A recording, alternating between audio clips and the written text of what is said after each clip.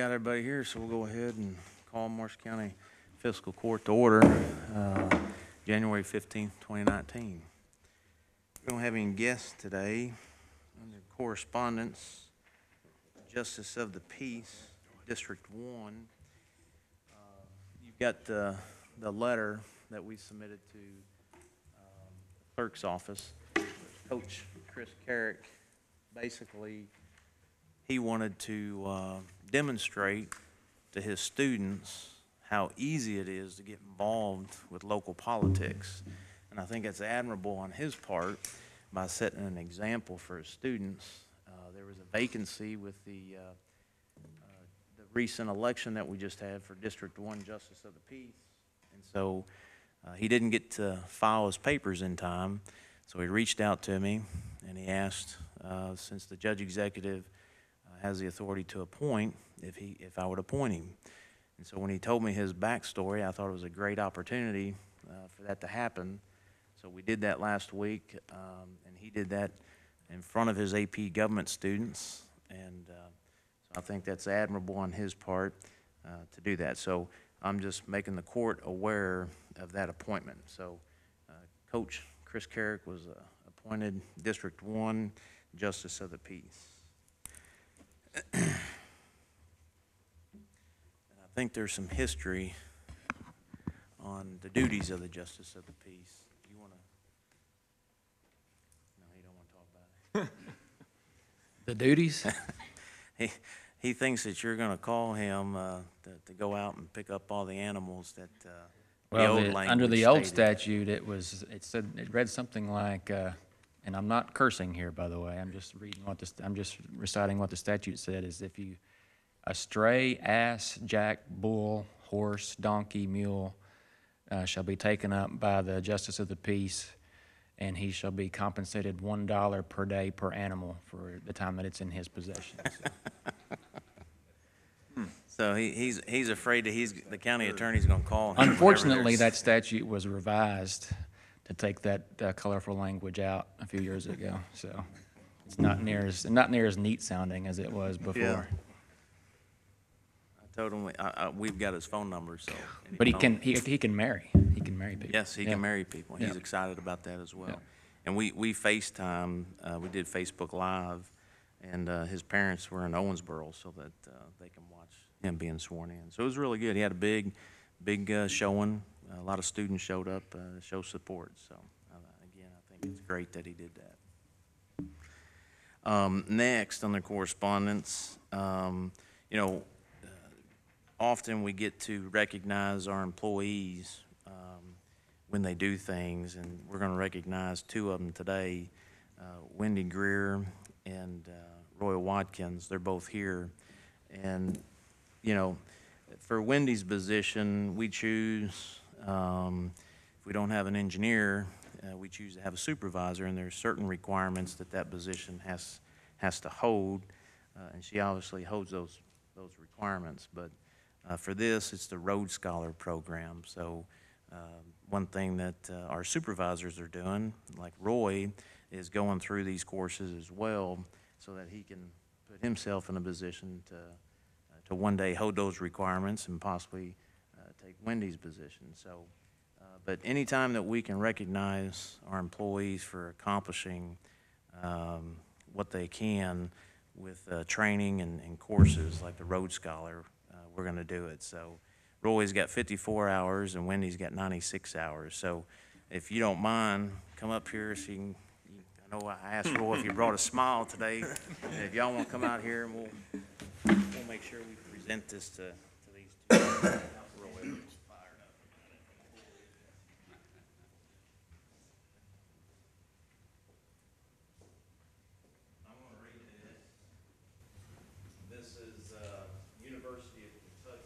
Kentucky Transportation Center Roadmaster presented to Wendy Greer in recognition of successful completion on December 18th, 2018.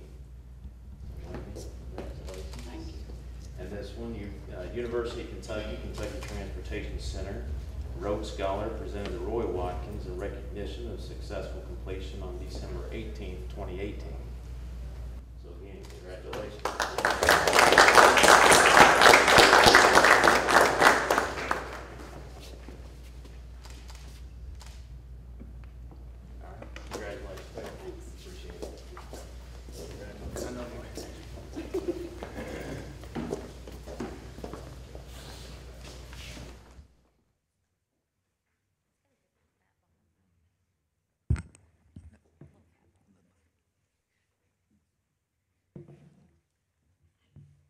All right, old business.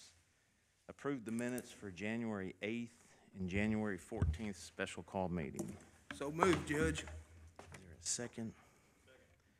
All those in favor say aye. Aye. Any opposed? Motion carries.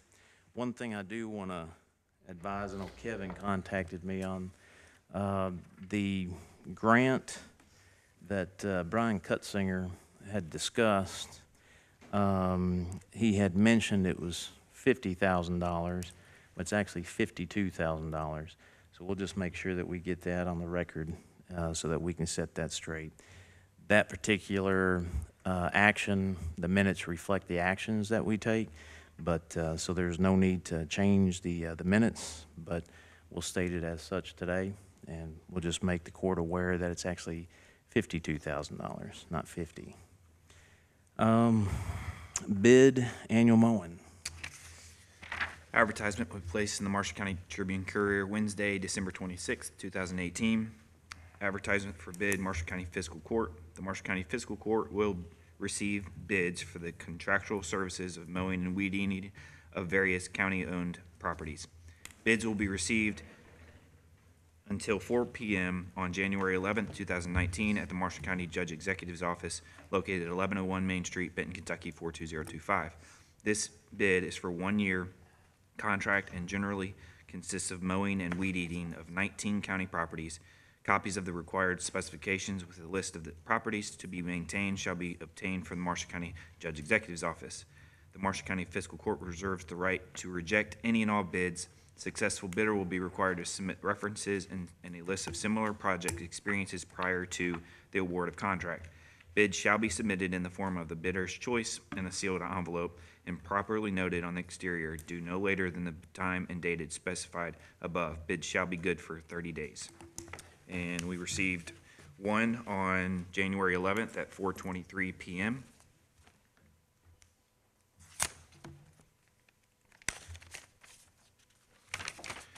This is from Atkins Lawn Service. Bids for mowing 19 county properties for 2019 mowing season, $18,000. References and insurance information available upon request. And that's the only bid received. Okay, there you have it. We only have one bid. The court can either discuss the using Adkins or take no action. But that's. This is more than it was last year. The service that was provided, well, we're still in that contract for this year until March. I think it was $12,000, $11,000 or $12,000. So this is higher. Atkins has done it in the past and has done a really good job. So. Yes, I will say that they have. We've got several different properties, as you all know, and I think one of the things that we've observed is that he'll sometimes do his mowing in the evening when the grass isn't wet. I think that's a huge difference when we're trying to have day-to-day operations and we're a public facility. Sometimes, was it 13.9? 13.5? Sometimes, you know, with that wet grass, it can be thrown up on fencing and other items, and it can take away from that professionalism and cleanliness of the facilities that we own. So that's my observation. But that's one bid, so the court can either entertain that bid. And the properties are the same as they were under the last contract? There are no additional properties? No.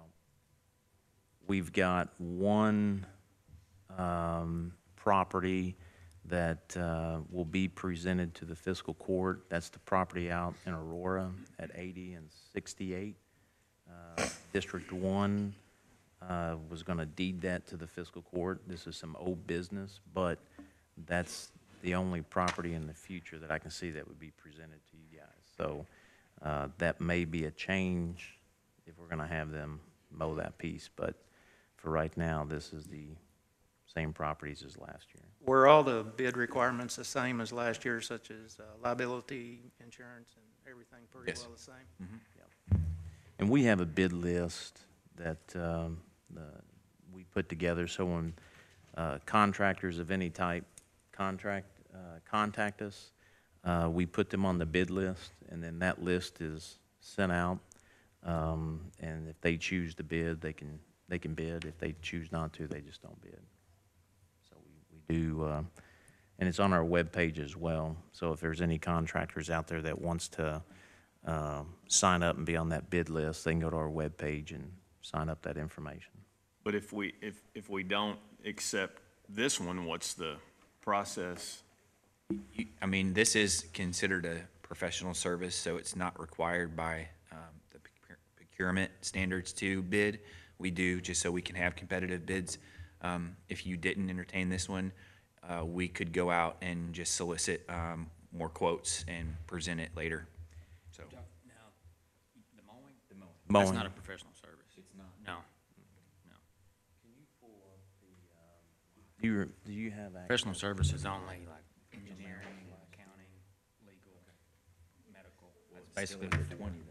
Yeah. Does anyone recall how many bids there were last year?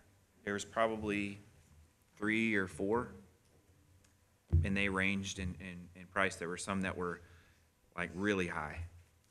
I think close to $40,000 on some of them. We accepted the low bid on it last year. So, but we also got what we paid for this year.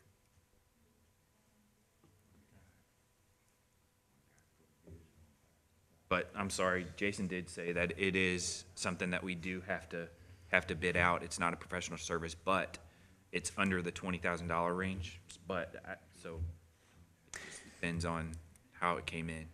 Yeah, Adkins bid last year at 18,000. There was a lower bid last year, and then the highest bid was 45,000. So you get a variety of bids. Adkins has had it in the years past, and the service was good. And was it at somewhat like that price, or do you remember last time Adkins had it? I think it was about 3,000. Was it higher? It was last year? higher, yeah. His last year was higher than the one previous that he was contracted. So really, the 13.5 is not a good indication of what it should cost us. It's just that we went with the cheapest route last year versus what we'd done in the past, Yeah, and got what we paid for. Exactly. Historically, what we looked at is, I mean, is it worth hiring somebody all summer to do all these properties? Because really, it would become a full-time job. And by the time you factor in their hourly rate and benefits, Yeah. I mean, $18,000 seems cheap. I move we accept the bid. Second, all those in favor say aye. Aye. Any opposed? Motion carries. Next on the agenda, and you should have the documents, I want to update the court on the Southwest One, the City of Benton, the memo of understanding, mainly the Interceptor project. And I'd sent a email to the mayor and council. Council's got court today, and the mayor said she couldn't attend without city council approval. But here's what I want to update you on. Before, we sent out packets of information that showed current projects that were on the board or on the table. We had been discussing months ago the Southwest One project, more so the Interceptor project. Now, do you have the profile that you can put up there? The one that we looked up this week. Yes. I just want to show you the details and the background of this project. Foremost, when we first sat down, Rivercrest Engineering does the infrastructure for the city and their wastewater. The engineers saw an opportunity and suggested to me that this Town Creek Interceptor project, that the city had actually submitted to KIA. So if you look at the map, if you remember looking at the map is out here off of 58 is the Interceptor, Town Creek Interceptor project. Apparently that's where everything on the west end flows into. So the city had actually submitted a clean water project to KIA, and it was approved. And I'm just gonna go through and read this so that you guys can see and hear where we're at. The City of Benton is currently under an EPA agreed order for violations related to sanitary sewer system overflows and pollutant removal at their wastewater treatment plant due to excessive levels of infiltration and inflow with their collection system. While the city is focusing efforts on removing I&I from their collection system, additional system improvements are necessary for proper containment and conveyance of the wastewater to the city's wastewater treatment plant. This project includes the extension of the existing 15-inch Town Creek Interceptor sewer approximately 3,400 linear feet to the west to relieve pressure on an existing rehabilitated 8-inch sewer main located in the southwestern portion of the city system. Need for the project. The existing 8-inch sewer main is currently operating at maximum flow capacities, which is limiting growth of the city upstream of this area. I&I has also been an issue in this area directly upstream of the existing 8-inch sewer main, which the city continues to address. Overflows from this sewer enter directly into the neighborhoods and adjacent Town Creek, causing an environmental and public nuisance. Installation of this interceptor sewer is strongly needed to comply with current EPA sanctions. So this project, just so that you understand the process with KIA, these projects are submitted to the PAD, and then the PAD submits them to DLG, to the KIA for review and for approval. That's the process. We would do the same thing, and we did so with Draftonville sewer project that we have. The KIA board, it shows approved December 1st of 17. So this project was submitted and approved at an estimated budget of $689,400. It looks like it was denied or declined by the city. The date on here says October 11th of 2018, and that was for a fund day loan. There was another project profile that they submitted that they also were approved for, but declined. The advantages with KIA is that KIA gives a low interest loan, just like our sewer project in Draftonville. We got 1.75%. So when we sat down with the engineers to discuss getting water and wastewater out to Southwest 1, the main concern I had, obviously going through the Draftonville sewer situation and understanding what an agreed order was that, you know, could the city's sewer system accept us as a project? And the engineers assured us that yes, it could. So that was my main issue and concern. But in discussion, they recommended, since the city had already submitted this project and it was a much needed project, and they declined, to our understanding, for financial reasons, to add that to our Southwest 1 project. To me, it made sense. I didn't have an issue with it. We can provide them, and the court actually had discussed this in executive session before we eventually approved it. But basically, we could provide the entire funding for the operation, and the city would participate on the Interceptor, the Town Creek Interceptor project. And then we would eventually set up a interlocal agreement where the city would pay that back, that portion of that project, which is their existing infrastructure. They would pay that back to the county. and we would sit down as a governing body and we would determine through interlocal agreement what that payback would look like. KIA cannot offer that. USDA cannot offer that. Rural Water cannot offer that. That was the best option put on the table because the importance of this project. This is a huge opportunity for not only the county but also the city. The city's going to be running gas, they're going to be running water, they're going to be running sewer. Any new potential customers, that's a revenue stream for them.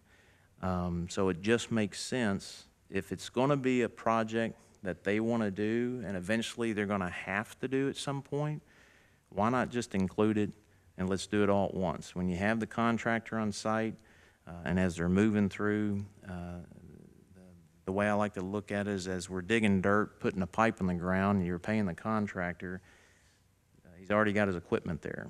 Go ahead and add the project in, and it makes sense. We communicated that in a meeting with the mayor. We had several meetings. The importance that we needed to know was that was the city going to participate in their own project, the Interceptor project? We didn't get any information back, so the court agreed to send counsel to the city council. So the county attorney went, spoke to the city council. They were more concerned with the bids, to see what the bids were and what the dollar amount was going to be, because these are projected dollars. These are estimated dollars. And I totally understand that. The problem too is with this is there was a timeline. When we were having these negotiations, the timeline for United initially was they were going to be starting construction in January of this year, this month. So we wanted to stay in line with that timeline. So the city council, I believe, had discussed, and I know, Justin, you were city council, but the city council had discussed wanting to see what the actual dollars were when the bids come in, when it was time for the engineers to bid this out. Totally understand that. Those dollars would be used to determine, obviously, what their portion to pay back to the county through interlocal agreement. But the memorandum of understanding on the Interceptor project, we sent Jeff. Again, didn't hear anything from the mayor, and we had council draft a memorandum of understanding. It was submitted to the mayor, and you should have a copy of it. Number 5 of the memorandum of understanding is what's the most important part that we needed to know as a fiscal court, because again, the fiscal court, if you look, October of last year, I think it was October 2nd, Rivercrest, we approved the engineering service proposal for Southwest 1 Industrial Development. So the fiscal court was staying in line with the operation plan. We had the utilities meeting, but this started the engineering process on the design. And so we've currently got the engineers designing this project at our expense with no commitment from the city. The MOU that the council, that Jeff had sent to the city, we didn't get a response until December 28th. And the response, you should have that response from the city attorney. And in that response, nothing is stated about the Interceptor project and participating in the Interceptor project. Again, it was more of the interlocal agreement and the bid dollars, which we all understand that. Those negotiations will come later. It's the best option on the table for the city. I can't answer why there's the only response, let me be fair, the only response was that they are meeting January 28th, and that's when they're going to discuss it. Normally would have, their meeting normally would have been this coming Monday, but that's holiday, Martin Luther King holiday, so it got bumped back 1 week, so. The, I know it was expressed, the timeline. Here's what's unique about Southwest One. We have a customer, and that customer is designing their facility, and they're ready to build. This is a great site. Every partner that has been involved, I sat in on the utility meeting with all the utilities. It's very well organized. They've got all the utilities, which Benton is sitting at the table, and they are discussing putting pipes in ground, putting wires in the ground, systematically working together so that we're not costing more money working over each other. So this is a very well thought out process with Rivercrest. And just like the fiscal court, we can have a special call meeting. We had one yesterday. Yesterday in the IDA meeting, council was there, the city attorney was there, and the IDA had somewhat questioned the city attorney, where are we at? What's the what's the holdup? And the response, to my knowledge, was January 28th is when they're going to have a meeting. They've already denied this project from KIA. My concerns is that they're not going to participate in the expenses. I've talked to the engineers. The expenses on the engineering proposal to design the Interceptor project. Again, this is the existing infrastructure for the city. If they're not going to participate, then we can drop that portion on the project, and we can move forward as we are with the line extensions for sewer and water. But I just wanted to bring this to your attention. I know we've got more activity with Southwest One currently, and this type of stuff is frustrating. I'm going to be honest with you. The information has been laid out there, and here we are. So I don't know if you want to wait till January 28th. The engineers have not been told to completely stop on that design, but it's going to potentially, it has the potential of costing us monies on a design for a project that can be up to $700,000 that we may, that we don't need. It was literally an olive branch that was suggested, and I think it is literally the best option on the table. No interest was my suggestion. The county's going to pay for the majority of the project. The city doesn't have to pay. All they got to pay is what was submitted to KIA. So the 600, or, whatever that potentially could be, up to 689. Yeah. The six, what they submitted, and this is the profile that they submitted, which was 698. And Rivercrest, they typically are higher because of contingencies, but 689.4. The MOU, actually, Jeff had drafted the MOU at 500,000. So it's already less than what the project profile is. Nothing. And I want to make a precedence that when we have a project, I know Josh has worked hard on this project. There's a lot of people that have worked hard on this project. Everybody has done a great job. The IDA board has done a great job. I've watched the IDA perform as far as the signing late December for the land purchase, the financing, all the hard work that's been done, getting the financing done.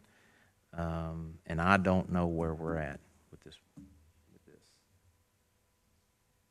I thought they mentioned a January 22nd date. Was that another? That's the planning and zoning meeting Okay. to That's annexation. well, and that's another great point. Yeah, so what's the? If they're not January gonna participate, 22nd is what's the public hearing for the annexation. Now, the annexation, if you remember, or if you don't, back when that was taking place, the city asked us to annex. Obviously, the IDA board is the one that was going to be owning the property. Nobody had a problem with that. They drafted those documents in a fairly quick time, maybe a month, little over a month. Ran it through the city council.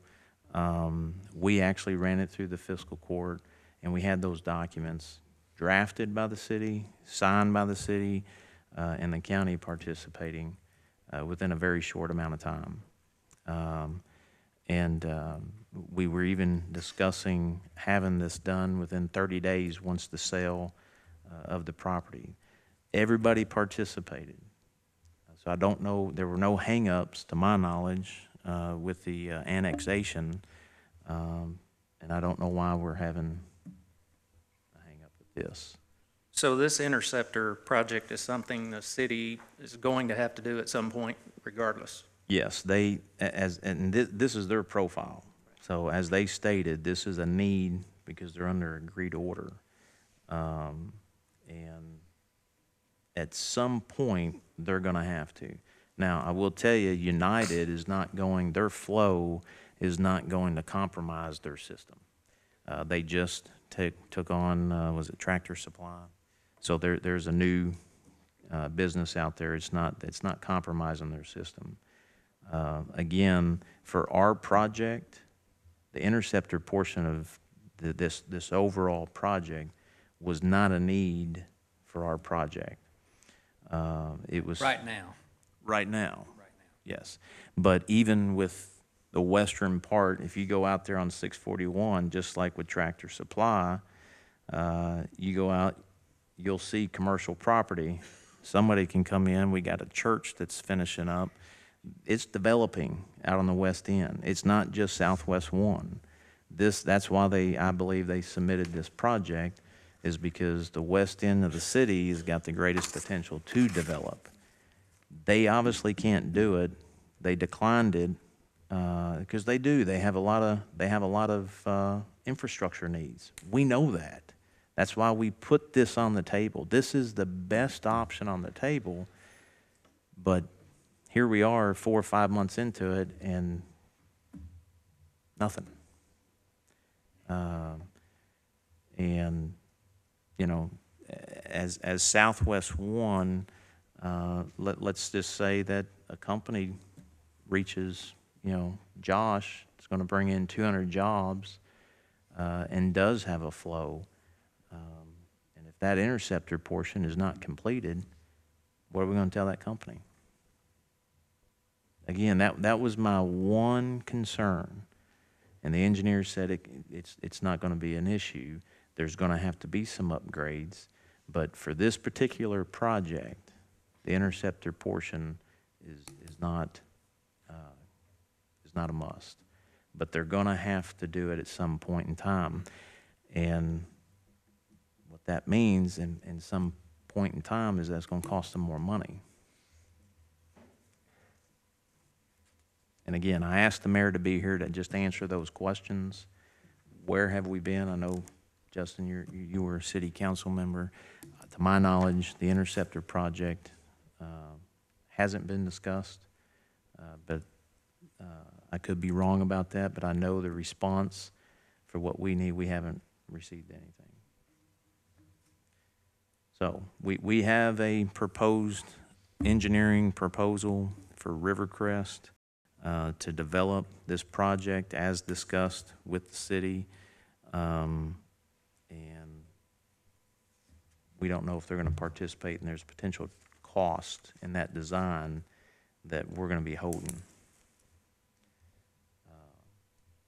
And again, one option is we just take that part out of the project and continue on with the new line, which is about, the overall cost was like $2.2 million.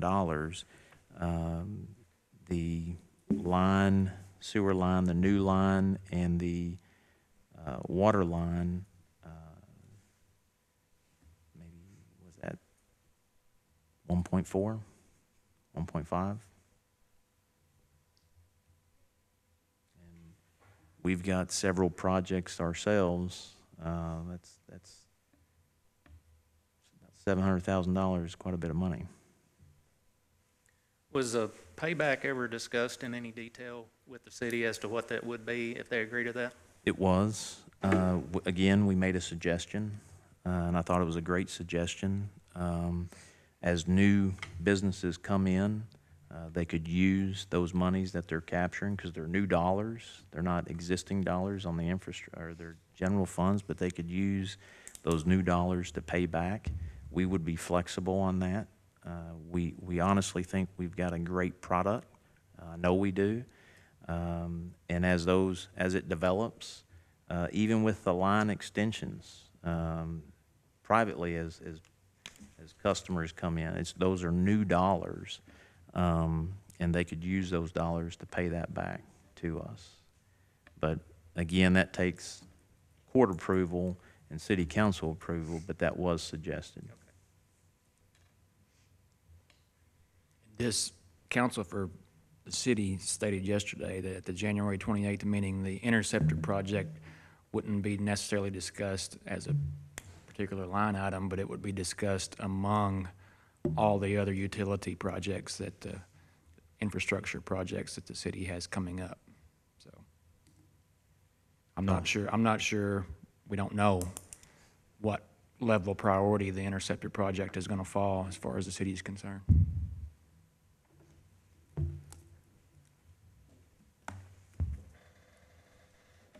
I think they discussed some water projects or a water project Right. a month or two ago, but nothing was discussed on the Interceptor project. Can we put a deadline on the county being willing to do the repayment option on that?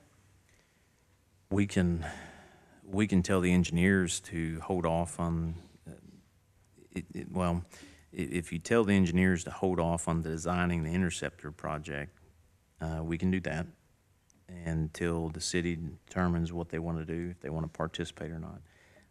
I'll just remind you that we've been sitting for four months now, at a minimum, waiting for a response. But at least for the design, that's not a cost. There's already some cost because they've started the design, but that would at least hold off on the design until they can make up their mind what they want to do. I do know that there are some newly elected council people that are asking for a special call meeting from the council to discuss this. I don't know where that's going to go.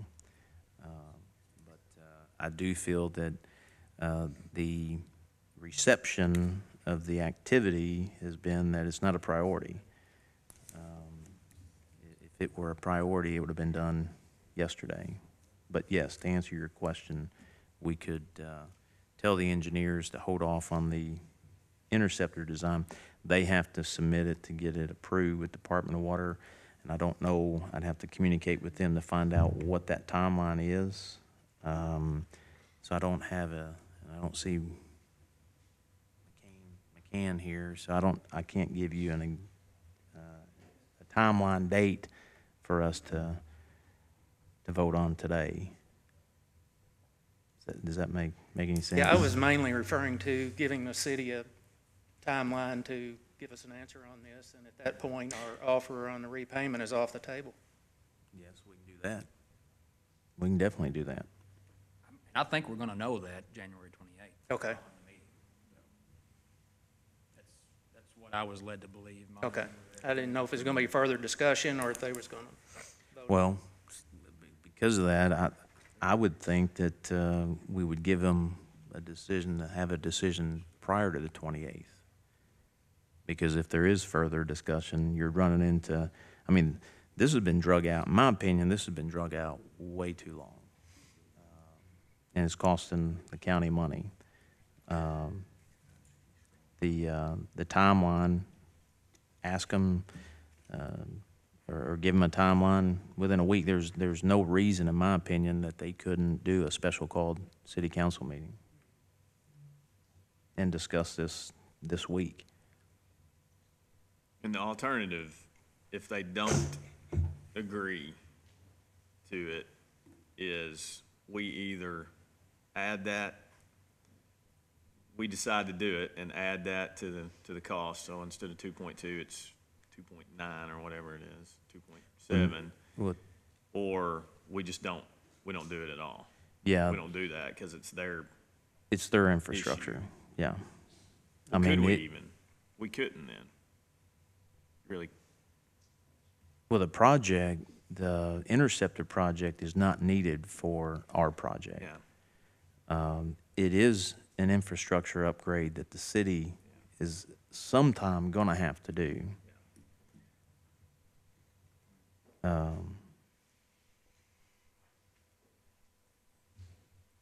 But I like the idea of giving them we want a decision made by this date. I know there was, regarding the MOU, there was additional language that they didn't like. Create draft an MOU that is very specific. Are they going to participate with the Interceptor project, or however it needs to be drafted legally?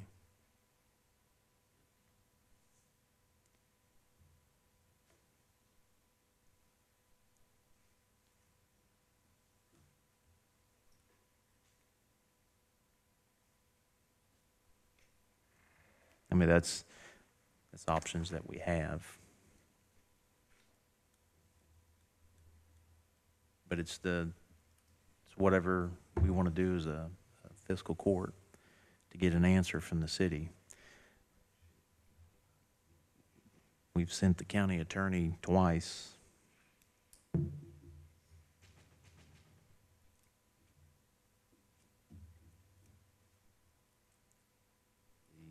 The city attorney stood with the IDA yesterday. Yeah, I attended that meeting with them. Were you there?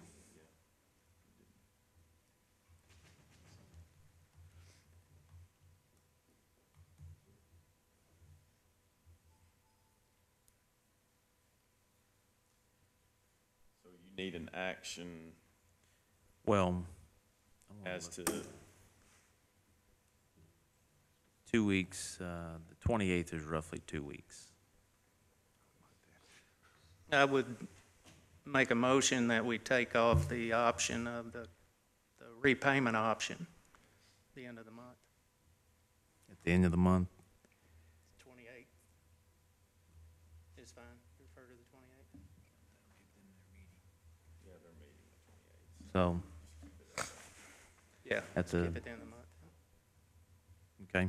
Is there a second? I'll second that motion. All those in favor say aye. Aye. Any opposed? Motion carries. Do you want to draft a letter to them, Jason? I'll do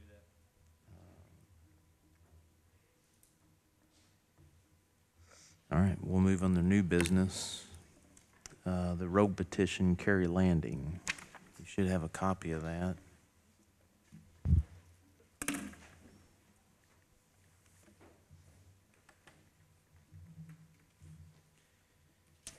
I know Mr. Groves is here. I think we've got a few things. I've got one question. Are these signatures, Why don't you have him come? you want to come up, David, please?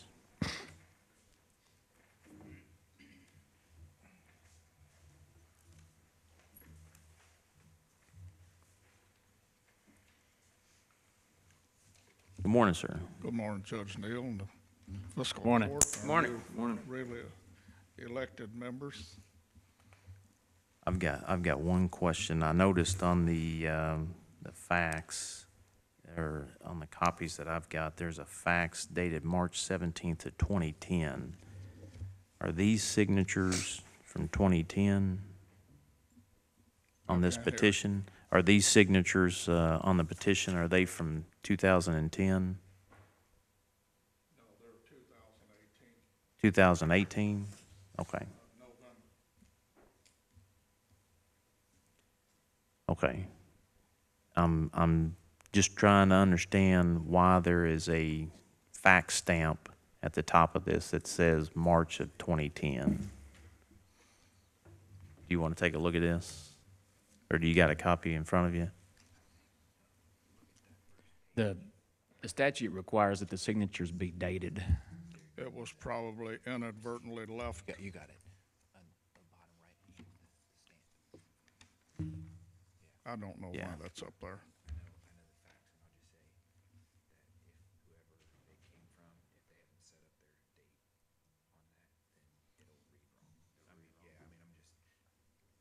Sure, You know, yes, the accuracy of that, I don't know, is confirmed. correct.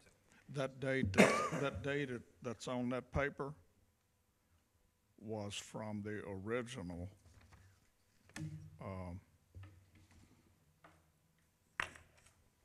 Is this a copy of the original? Fiscal Court paper. That was already on that paper.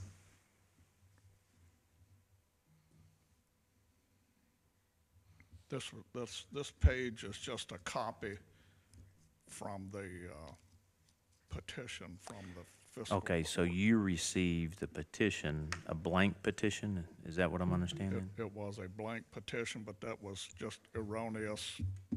Okay, and the blank signatures were, you went out and had these signed this last year? I'm sorry, I'm deaf in one ear. Did the fiscal court fax this to you back in 2010, this document, the petition? Did the fiscal court fax this to you back in 2010? And then you went out in 2018 and had them? I got a copy.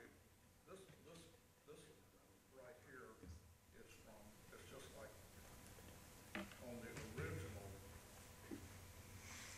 petition that was written by the fiscal court.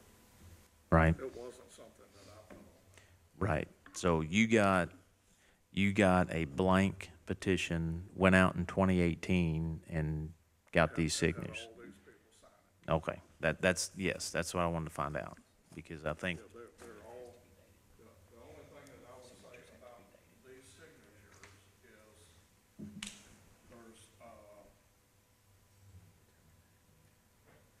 they're the resident, all of them are residents of Carolina. And, there's only one of them that, according to the fiscal court memorandum, may not have been eligible to sign it, but what we did was just in unison, I just shotgunned everybody. There's something having to do with having voted in so many elections or something like that. Some of the people moved in, but they lived in Marshall County, and they moved in. There's only one of them that moved in from Florida that could not actually, but we have more signatures than we actually need. okay. The, and I understand. Sorry. We just want to make sure, we saw that, and we just wanted to make sure that this wasn't, because I know this has been submitted to the court in years past. We just wanted to make sure that those signatures were current, because statutes require, what were you going to say, Jason? Well, the petition as submitted is a petition for county road maintenance. Can you hear me okay? This one, what? Can you hear what I'm saying? Or you need to come up closer? No, I can't. Okay, come on up. Deaf and when you're blind out of the other. All right. So the petition that you have submitted to the court is a petition for county road maintenance. Right. Okay? But in substance, what you're really petitioning the court for is to create a district. Is that my understanding? That's what I understand we have. Okay, right. So this form really doesn't fit with what you're wanting to do. So that may have been a misunderstanding or miscommunication between the parties. So this form is for petition for county road maintenance, whereas a petition to create a road district is something different. It's a different animal than what this form allows for, if that makes sense. It does, but I don't have any reference for, I don't have a KRS or Right. any You- county instruction on what to use for that. Did you get a copy of the letter that I wrote? that lays out the requirements. To Judge Miller, yes. From 2011. That's a reference that I used to write this. Right. So what, among other things, what a petition to create a district requires that the signatures, first of all, you have to have 20% of the eligible voters in that district have to sign on to it. Now, I don't know if this meets the 20% or not, but the signatures also have to be dated by statute. So these signatures are not dated. Okay. So that's one deficiency with the petition. Okay. And then another requirement of the petition is that it has to have, you have to submit from an engineer showing the plat, boundary lines, all that kind of stuff, and an estimated cost. Now, I do see that you attached the cost that was done back in 2015, I think. Right. I guess Russell was the superintendent back then. He had come up with a proposed cost, but that's not what the statute allows for. We can't accept the road department engineers, especially from 2 years ago. So we'd have to have an updated from an engineer, a private engineer. So it wouldn't be from the county road department. It would have to be a private engineer. Would have to be engaged to give us that cost. I wrote all of the briefs and submitted all the paperwork that was available to me, and that was mentioned in that letter that you wrote to Judge Miller. Right. I do not believe that there is any reference in any of all of this specifically for the road district. And even having a road district I thought that was just a term, not actually having any substance and reference it. So I want to make sure that we all understand, we're actually kind of referencing two different things. So you've got the petition for county road maintenance. So what this form would be filled out for is if subdivision was created and they wanted the county to take it in, okay? And so that would be when Wendy would go out, take a look at it, see if it meets specs, and then the court would vote on whether or not to take it in. Now, as of what we've got out there, it doesn't meet county specs, so we can't take it in as a petition for county road maintenance. I think what you're asking for is to create a district which would allow an assessment to the property owners out there to essentially raise money to bring it up to county standards and then take it in. That's not what the KRS says, and that's not what your letter to Judge Miller says. Yeah, that's exactly what it says. It's talking about the road district, creating a road district. Because this came up first with Opal Lane, and what the residents on Opal Lane did, instead of forming the road district, they just raised the money on their own and had it done privately, brought up to county standards, and then the county took it in. I'd have to look at that. I'd have to look at that instruction again, because that doesn't look like what I used to write all the briefs and all the information that I wrote. But we'll back up and pump the ball down the road again. Okay, just make sure that you might want to talk to a private attorney about helping you get all this organized in the right way.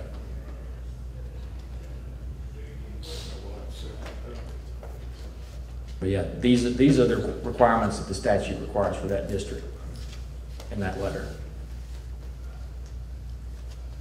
You've got a copy of that, right?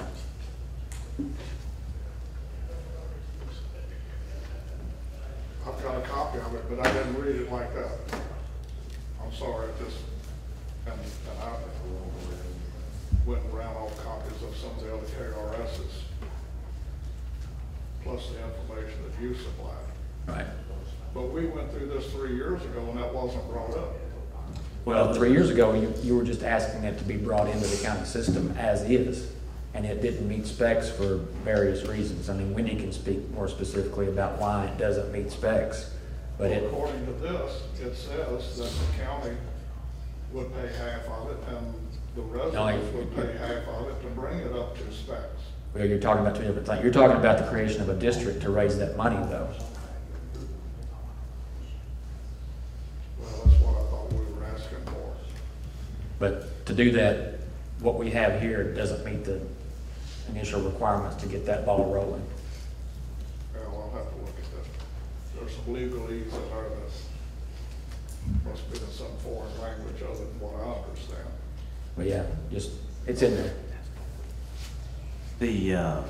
As council was saying, the petition that was submitted in 2016 was to bring the road into the county maintenance system. We went out, we did That was 15. or 15. We had road review go out. They went out and looked at the roads and identified. And they submitted a estimate to bring the road up to standard. Well, the estimate was for the entire, Just the paved part of it. the paved portion of the entire property or the roads. But when the road reviewers went out, there's only about a quarter mile coming in. I forget the turn left. I forget the name of that road, but there's only a certain section of the total roads that are paved that could actually come into the county maintenance system. Any additional improvements would be on the landowners that are out there. But that quarter mile that got us over that culvert that keeps getting washed out, that portion at that time fell in to the county resolution as far as the road resolution. And if you remember, I think it was that July, we had the storms that came in and washed out the culvert. So that was done privately because it was on private property.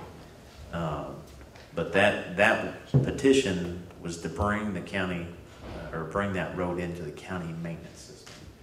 What Jeff is saying, what Jason's saying, is what you're wanting is a taxing district, which is totally different than the road petition from 2015. And there's statutes that govern the taxing district. Does that make sense? It does. I just didn't read any of that into what I used to write the petition. Right. So if you're wanting a taxing district, then there's certain statutes, and we can get you those statutes to review. But it sounds like there's a lot, as Jason was saying, there's a lot of legwork that's got to happen on the landowner's end. Okay. That make sense? Yep. Okay. Thank you. Thank you.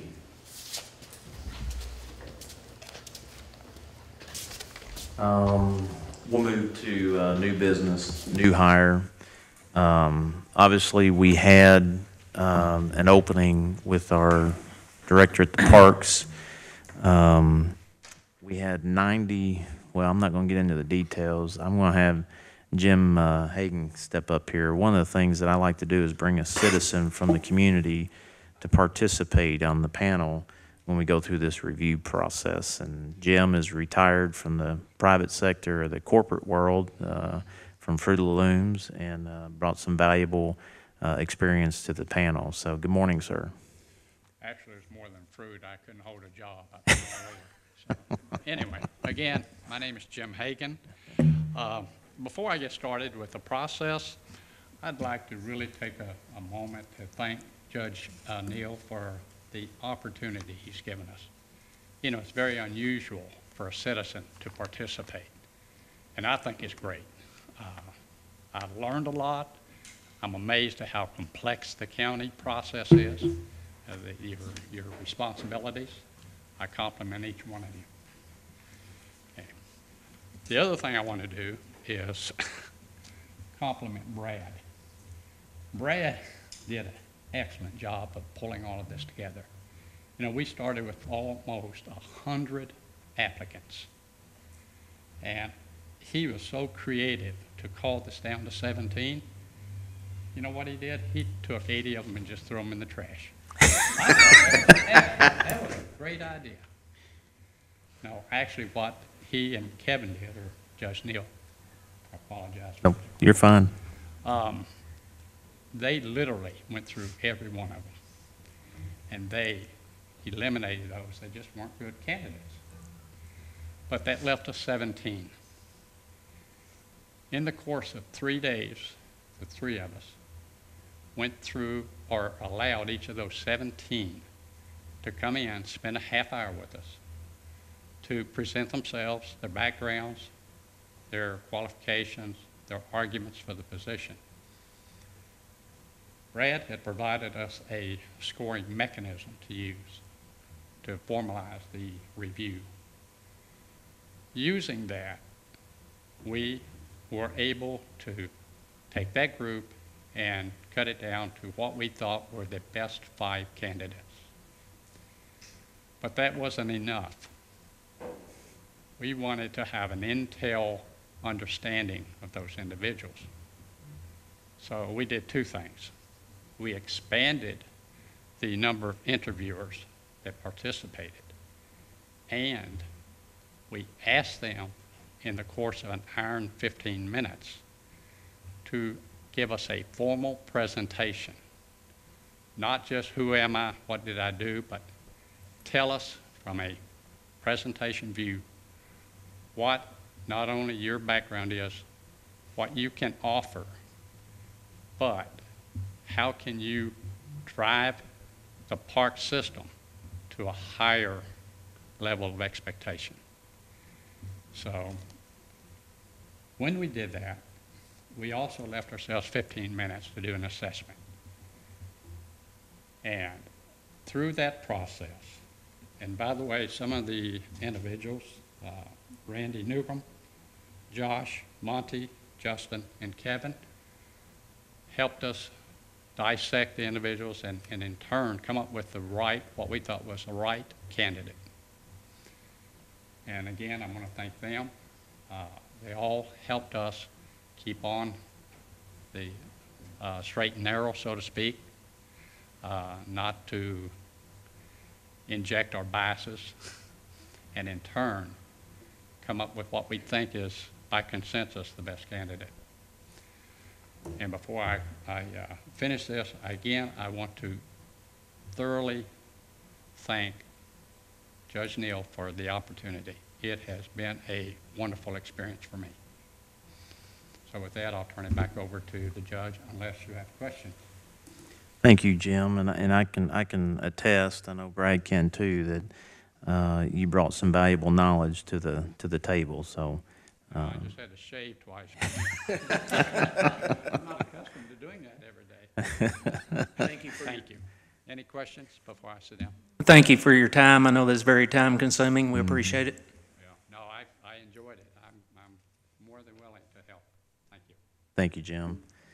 And one thing that Jim didn't mention was that we actually offered interviews to 33 applicants, and 17 are the ones who stepped up. With that, we had a special call meeting yesterday. We met, went through the 5 presentations, great presentations, a lot of great ideas, and what we identified is one candidate stood above the rest, and that candidate is who I'm going to make a recommendation to the Fiscal Court, and that is Brittany Heath to be our next Director of Parks. And to accept that appointment, the court would make a motion. If not, then we'll go back to the drawing board. So moved, Judge. Second? Second. All those in favor say aye. Aye. Any opposed? Motion carries. One other thing with the program director position would be the salary. And with our administrative code, we would need a motion to accept. And if you will give us the position. Yep. So in the administrative code, we've broken down categories and minimum and maximum for the categories, or grades, they're called. So for Department Head 1, there's a minimum about $40,000 per year, and a maximum, which is up to, I think, the department head 2 of $60,000. So the range is that. So I think we could make a recommendation to stay within that salary range, and you guys could accept that. So is that position 1? That would be department head 1, where it Department would head start. 1. That's the minimum, is 40. Is there any comments on that? You just need a recommendation, that particular recommendation, not the actual amount. Correct. You guys will go back We'll and negotiate that, is Yes. what you're saying. Okay. I move. Second. Second. All those in favor say aye. Aye. Any opposed? Motion carries. Next on new business, former sheriff's audit year ending December 31st of 17. Motion to accept, unless y'all have any questions. So moved. Is there a second? Second. All those in favor say aye. Aye. Any opposed? Motion carries. Former sheriff's settlement audit 2017 taxes. We need a motion to accept. Make that motion, Judge. Is there a second? Second. All those in favor say aye. Aye. Any opposed? Motion carries. Treasurer's report. As of December 31st, 2018, we had a book balance of $1,523,028.17 in the general fund, road fund $577,619.49, jail fund $187,977.54, grant fund $225,091.38, 911 fund $25,491.21, occupational tax administrator, $4,066,934.62. ABC fund, $230,081.14. Building inspection fund, $47,728.72. Total reporting funds of $6,883,952.27.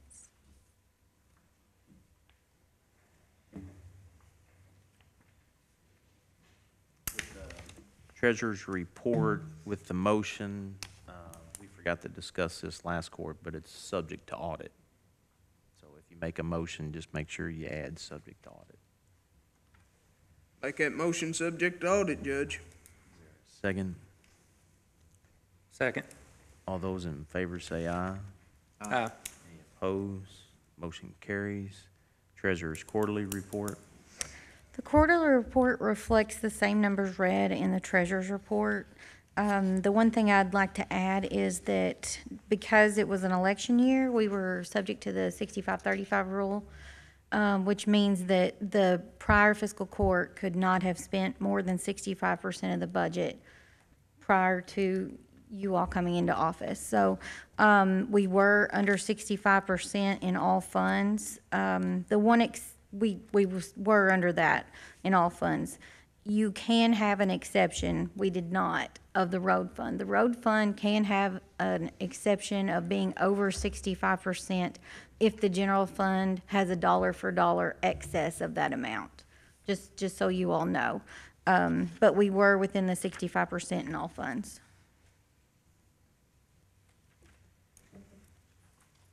No questions. We would need a motion to approve Treasurer's quarterly report. Motion to approve. Second, Second. all those in favor say aye. Aye. Any opposed? Motion carries. Appropriations transfer. I have a few appropriation transfers. They are all departmental transfers that have come from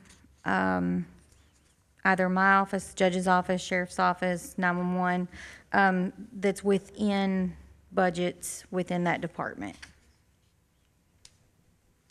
If you prefer, I'll be happy to go down through each one of them. If not,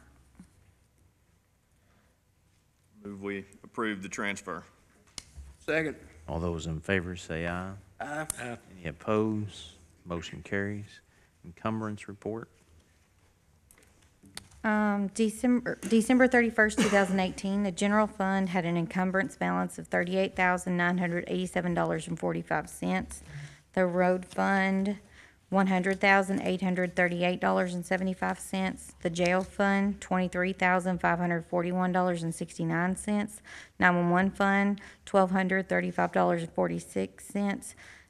ABC is $105.21. Building inspection, $48.94.96 for a grand total of $169,603.52.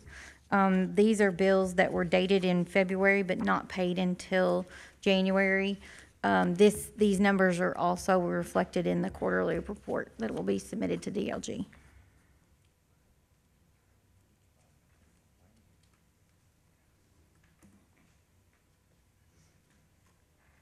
Questions? Need a motion to accept encumbrance report. Make that motion, Judge. Second. Second. All those in favor say aye. Aye. Any opposed? Motion carries. Next is payment of the bills. Motion to pay the bills, Judge. Is there a second? Second. All those in favor say aye. Aye. Any opposed? Motion carries. We need to go into executive session for land acquisition and personnel. Is there a motion to go in executive session? So moved. Second. Second. All those in favor say aye. Aye. Any opposed? Motion carries. All right. We would need a motion to adjourn. Second. Second. All those in favor say aye. Aye. Any opposed? Motion carries.